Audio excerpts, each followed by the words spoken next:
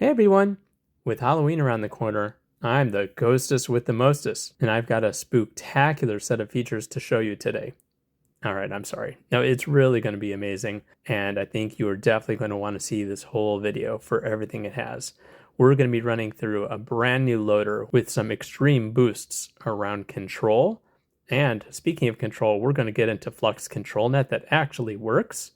I've got some memory booster options because I know those Flux models are pretty heavy, and some other tips and tricks around the corner as well. This will definitely make you go bump in the night.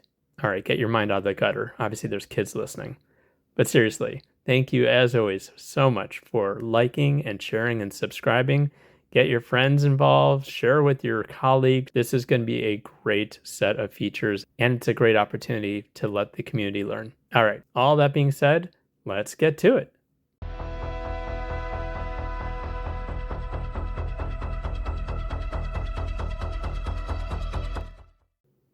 Okay, let's get started. We've got a lot to go through today. First, let's start with a news update. So as you've been using Flux, you've probably noticed that your LoRa's will take a long time to load and reload every single time that you're doing a new render and you make a change to that LoRa.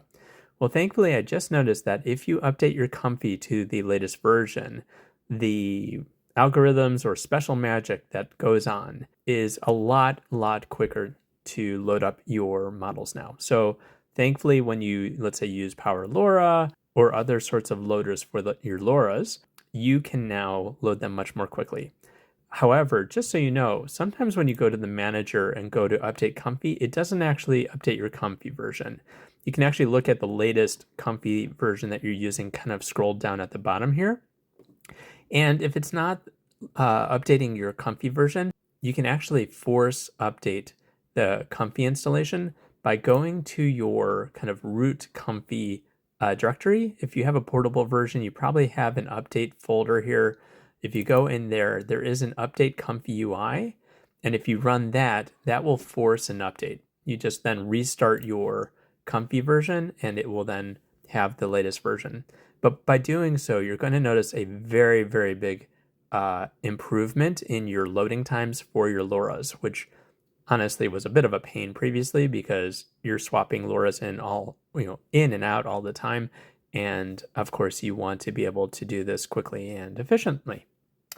All right, that being said, you've probably seen, well, this loader looks a little different than the previous versions. And we're going to quickly walk through some of the really amazing power improvements for this loader that you guys can use in the future. So first things first, of course, you'll see this is an expandable loader, which means most of the time you may only be using this kind of main area to do your primary renders. But there's actually some other major areas of this loader, which we're going to talk through as well. But I don't want to ruin the surprise, so we're going to get to that. So let's start with the models. So previously I had, of course, a dev model, I had a GGUF model loader, I had an NF4 model loader, and it was taking up a lot of space. And so instead, I've swapped out to this kind of one area, and you can see I have my bypass panel here on the left-hand side. And the first load area is for my model. And so you can see most of the time I'll be using a dev model, but I also have my GGUF model right here, as well as an NF4 model. So as new models come out, I don't want to have to keep on building out separate render areas, and I just want to swap out the model. So thankfully, the only thing you have to do, if let's say you want to use a GGUF model or an NF4 model instead, is by unbypassing your particular model of choice and hooking it up to this little connector here. Do you see the note here, connect your model here? Once you do that, it automatically connects into the rest of the flow and you're good to go. So this is a very simple way to swap between different types of models, which I find nicely. Now, also you'll see I do have it bypassed because you don't want to potentially try to load all these additional models into your memory. Of course, Flux models are very heavy already as it is. So that's why I do have these other things bypassed when I'm not using them. Okay, secondly, we're going to be talking about model weights. So sometimes in your model loading, so for example, our dev model here, you have a different weight type. And originally I didn't really know what the difference was between these different weight types. But there is actually a difference. In my model testing, I have found that different models respond differently to the type of weights that you're using. And this is especially apparent with text. So if you're using text, you're doing, let's say, signs in your imagery or other sorts of text-oriented enhancements to your images, this is something you're going to want to pay attention to with your models.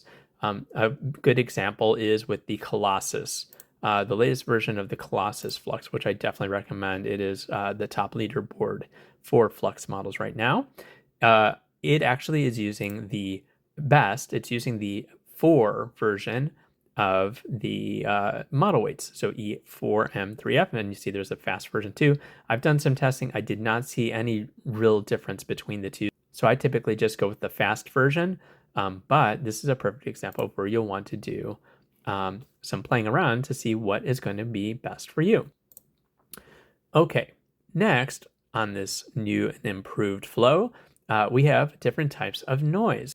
So you've probably seen other videos that talk a little bit about upscaled noise, latent noise. And so by default, I have an kind of the SU noise latent node. Incrementally increases noise as you're doing different render steps. And so you can see that the noise output is actually going into my sampler here. Some models I've done in my testing have actually had some weird, so almost like a denim sort of pattern over the top of images, and it's not really a great kind of output. If you notice this, of course, you can now just bypass this. And I have right next to it a just normal, simple random noise generator, which you would just simply hook up to your custom sampler. So it's very, very simple to swap out, but I want to include both of them here to be able to allow you to quickly flip to the noise generator that's going to be most useful for you. Okay, now you probably see all these little red pins all over the place. And so one of the big, and this is one of our tips for the day, one of the big pet peeves I have is I'm trying to drag around the screen, right? And then all of a sudden, oops, I accidentally clicked and started dragging one of my nodes, which I don't want to move it around because I like it where it's at, etc. Well, the P stands for pin. So the pin actually holds things in place. So if I try to click and drag this around, it's not going anywhere, which is really, really helpful because then you can just click on areas that you can drag around and it's going to let you do what you need. Now, how do you do this? Of course, previously I had to right click on each individual node and then I would click on the pin and then it would add the pin and then freeze it in spot. Thankfully, there's now a shortcut. And if the shortcut's not available, by the way, this is another advantage to updating your Comfy installation because now you just hit the letter P. You can see now I can move this around, and if I hit P again, it adds the little pin, and now it is completely frozen in time. And you can do this, by the way, for multiple nodes at the same time. You don't have to individually click them. You can click select nodes, and then you can hit P, and you can unfreeze them totally and freeze them. And you can see, obviously, it inverts them if one's on, and then it turns off, and then off, and then on. This is hopefully going to help you for your own workflow creation to be able to keep things in place where you need them to be. Okay, next on our wonderful new journey here of our loader is something I called the detail booster. So the detail booster is actually a multiply sigma. And what does that mean? So based on the conversations I saw online, it's essentially playing with your scheduler in a way to either boost or subtract the amount of diffusion that happens on your latents. So what does that mean in real speak? Well, like we know, when we have latents, right, kind of like the canvases, it has lots of little dots and pixels all over the place and vectors all over the place. And so when you are pulling out from that information, that is using a sigma, right? That's kind of using the mathematics around how it's going to pull out the images from all the dots and random noise on your latents. So when you're boosting it, right, if you're going to multiply it and increase the number of amount of diffusion that happens or decrease, it's going to mess with how you are getting your end imagery. And so when I've actually played with this previously, I tried 0.2 and I've tried kind of 20%, I've tried 5 or 500%, and it's just a mess. It's either way blurry or it doesn't really do anything. However, some very interesting research that's been done online says, well, if you only modify it just a little touch, it actually goes a long way. So I have an image here, both on both sides of the screen, that show what happens when you're at 1, which is 100%, which means it's not doing anything, or if you're at 0.95, 95%, and also at 102%. So really the variation, you're only going from 95% to maybe 105% maximum.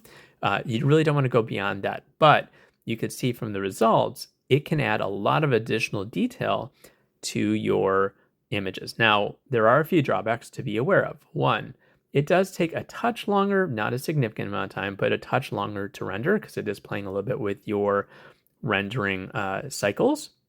Number two, it will give you more detail. However, it's going to reduce the effectiveness of any sort of bokeh blurring or depth of field, shallow focus type blurring that happens. So that's kind of a trade-off.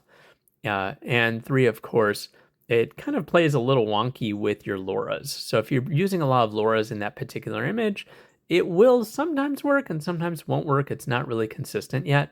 So just be aware that it may not get you the result you want. But again, you're just playing around and you can experiment and see, oh, with this LoRa, I might need to just stay consistently at 1.01, right? Only 1% multiply, or 0.99 or 0.98, as opposed to a slightly bigger jump. So just as an FYI to take into consideration with the detail booster. Of course, with our power panel on the left-hand side, we have the ability to add our segment anything, right? If you're going to do some advanced masking, obviously our final image to image, which is automatically hooked up, which we'll show, Bodhi and ultimate upscale, depending on how you want to upscale and detail and refine your images, and then finally face detailing if you want. So all these are available. So now let's get to our fun new compositor. So these are all now, again, shortcut based. So 1 is always going to be your home, keyboard 1. 2 is going to bring you to your management for your layers. So for this case, and of course, I'll just put out the note that the previous methods for the photo P layering to be able to composite and then bring it back to your final image, still very valid. Photo P is very, very useful to do a lot of different effects and be able to get what you need to get done. So don't want to discount that that's still an option. However, sometimes you just want to be able to work within the space in Comfy and not have to go to separate windows for Comfy or for Canvas or any of the other techniques we've used in the past. So that being said, this new layer method, we're going to have a separate little enable side panel here where we can enable it. And so again, this is shortcut 2 to get here. We can now enable this. So this replaces all those individual boxes that did all the overlay images, and it's replaced by a single box. And you can see there's a lot kind of beaming in here, which we're going to talk about. And this kind of wizardry, this magical new Compositor version 3. We're going to talk about how kind of cool and easy it is to do some quick compositing. Okay, so we've enabled it. Now I have 4 additional subjects layered up. You can actually do as many as you want. In this case, up to 7. But I've set up 4 because typically I'm not really layering more than 4 individual elements outside of the background. So in this case, I'm going to do just 1, just so we can do our experiment. So of course, you saw nothing really happened here. And we're going to actually go down to shortcut number 3, which is where all our subjects are. So you can see shortcut number 3 brought us to some subject areas. And here we have, again, our kind of Flux subject lined up. This is previously set up in a template that we've been using. So I just kind of laid up a few of them for future use. And you can individually identify their dimensions. So we're going to do a quick example here. Let's do our red fluffy monster. Okay, and you see we have our fluffy monster here. And of course, we want to go back. I didn't actually specify the original background, so I went back. I'm going to go back to shortcut 1, back to our main render area. And I've just added kind of a beautiful English garden. So we have kind of a background of where to put our fluffy monster. And then we're going to go back to now shortcut 2, which is where our layering happens. And you can see we have this wonderful setup with our garden and our monster. Now, of course, I don't want my monster there, and I want to shrink and kind of move them around. So now, ready, watch. I just click them and move them, and I then can scale them and get them exactly to the last spot where I want them. I actually might want him really big because he's a big monster, and done.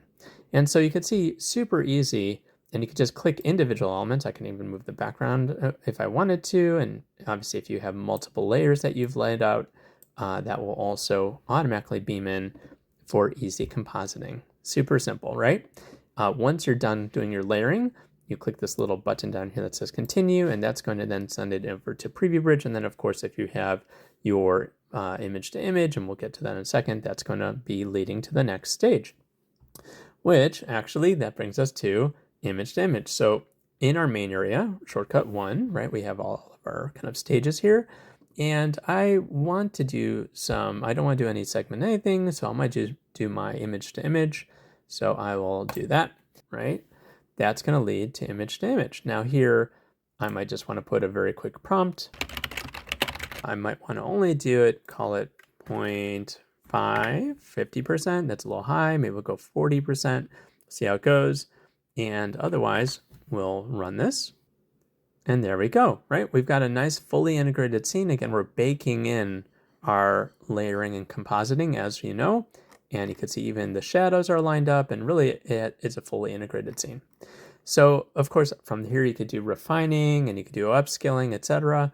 And all you would do here is go back to shortcut 1, your home space, and then click on either Bode or Ultimate Upscale or Detailer, and you can see the numbers here line up. So this is shortcut 5. So if I hit 5, right, you could just kind of drag your image into whatever you want to do for final detailing, which then leads you to your final spot. Okay, so now let's get into ControlNet. So ControlNet's been a very big challenge up to this point, but thankfully a new model has come out very recently that is called a union model. And that just basically means that all the different types of ControlNet have been baked into a single model. Link, of course, as always, will be linked in the description of the video for you to download.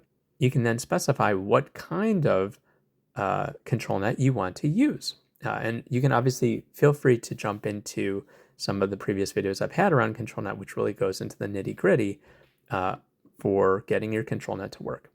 So we're going to just start a new window here, right? We're going to start with a fresh Flux model here. You can see I was playing around, and we will get into that. And so in this case, right, we're going to now kind of pull over to the side here, and we're going to load in a sample for depth ControlNet. And you can see I basically did a very quick composite of a blue dinosaur monster wearing a cowboy hat, holding a cake, and I have a little cobra snake there too as well. And not to spoil you, but here's kind of the end result with what we're going to do with our ControlNet. So in this case, right, we're going to start with a depth anything.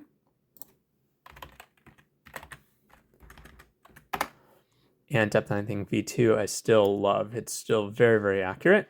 You do have to load up a model, which is the default. And we're going to now take this and put this into the apply ControlNet. So this is very similar to what we've always done previously to feed in the image that we want to do for ControlNet, right? You're basically saying, this is what I want to be as my reference, and then I want to be able to render off of that. And so, as always, it's looking for positive and negative. In this case, because it's Flux, we're not going to provide a negative. You could always just provide a blank one, right? We're not going to need you. And then for the positive, obviously, you could always pipe your prompt from somewhere else if you've been working with a particular prompt. In this case, we're going to do a very basic one, right? So you can obviously be as descriptive as you want. In this case, we want to change it up a little bit from maybe what I did as a previous sample. And, next we want to be able to work through how much influence do we want our ControlNet reference image on our final image. So in this case, by default, it says 100%. I think that's a little much. And so we're actually going to do it a little bit less. We'll probably do it around maybe, I'd typically say start around 50 or 60%, see how well it does, and go from there. Just like you saw in the intro image with the woman by the beach, right? You can include your poses, you can include canny, and you can chain them together just like you can with STXL. But here is the trick. So you're obviously piping in your VAE, your positive and negative prompting, et cetera, et cetera. The difference is in with the ControlNet. So typically previously, you would use just simply your ControlNet loader, right? You would bring this in, you'd say, bring in my depth anything or my canny, etc. But this time, we are actually going to put in a middleman. So right now, this is just loading the model and pulling in, but since we have a union, which has all the models for ControlNet together in one giant model, we're going to obviously be able to select that. It's called the union model, right? That's what you're going to be able to download. But instead of piping it in directly, we're actually going to do what we call a union, right? So we're going to say set union ControlNet type. This is part of the course, so you don't have to download anything special with that. And you can see you can actually select what kind of ControlNet you want to use. So in this case, we can do our posing, our canny, our normal, etc. In this case, we're doing depth. And so this is kind of our middle person here, which we're then going to pipe in. And one last step that we have to do, obviously, before is we have to pipe in our conditioning into our guider, right? If we haven't done that, we'll get a default image as I've gone here. And you're going to then render. You can see that all the elements are baked in as you would expect. So you have your monster here, you have your cake, you have a little bit of the wispiness. You can have it all baked in, including all the shadows and everything. It's really a nice way to do your ControlNet. All right, a couple of super bonus options for us today. First is around our memory boosting. So as we know, Flux models take an exorbitant amount of memory, especially for those that are trying to include dev models. It could be upwards of 20 gigs into your VRAM, which many cards can't even support without spending lots and lots of money. One trick, as I've displayed on the screen, and please pause the video and copy this down, this is what you're going to want to include in your launching parameters for Comfy. So if you go to your Comfy install directory, you typically will have a couple of batch files. Most people are using this NVIDIA GPU bat file. And so if you go in and you go into edit, there is a different set of parameters you're going to use for launching your Comfy installation. So you can see basically the setup for launching the main is going to be the same. However, this is what you're going to want to include into your parameters. It's magic. I cannot explain it. It probably takes a computer science wizard to figure out how it's playing with your video card. But what I can attest to is the memory that is going to happen over here when you're looking at your memory.